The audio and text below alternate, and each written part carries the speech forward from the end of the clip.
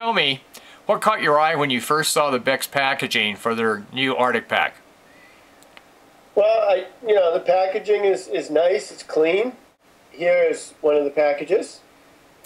I like the fact that they had a logo for wild and sustainable seafood. That's a buzzword today in the industry, and very important to a lot of people. I think, one thing I noticed, Chef Damian, is they actually put real pictures of the ingredients. It almost looks real.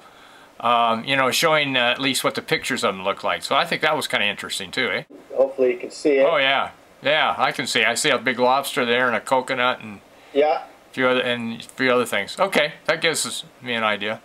What struck your eye there as far as the ingredients go? Any in particular that seemed kind of interesting? Well, there's several different flavor profiles, which I think is good to give variety to people.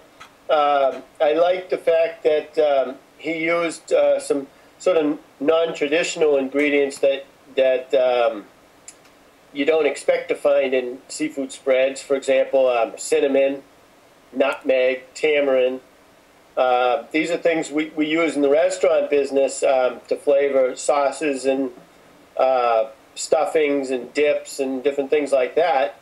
You don't always see them in dips and spreads. One thing that I've read is that cinnamon seems to be coming out more and more often as a healthy spice. Have you noticed that too?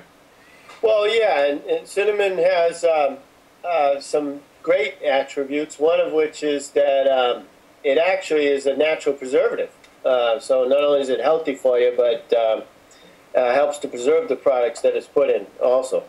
Well, speaking of the ingredients and how it all works together, talk a little bit about flavor. Is there any particular flavor profile that seems to be stand out a little bit more when you tasted them, or the texture? Can you have any comments about just the flavor and just the general profile? The Cajun and the jalapeno are the two that really have seasonings that pop, that really jump out at you. Now, just as a general rule, can you give me some examples of the uses that you could see a consumer, not a chef of course, but if you were taking it home to your wife or somebody else was buying it, what kind of uses do you see? You could use it, for example, as an ingredient to stuff fish. You could add a little bit of breadcrumbs to it, or even fresh bread that's cut up into cubes, and that would absorb some of the liquids that might come out when you warm it up. Spread with it and stuff fish, chicken, pork. Use it warm, like on toasted. Take a half of French bread or something like that and spread it on and just kind of warm it up. It would be a little bit different feel to it than just taking the cold spread.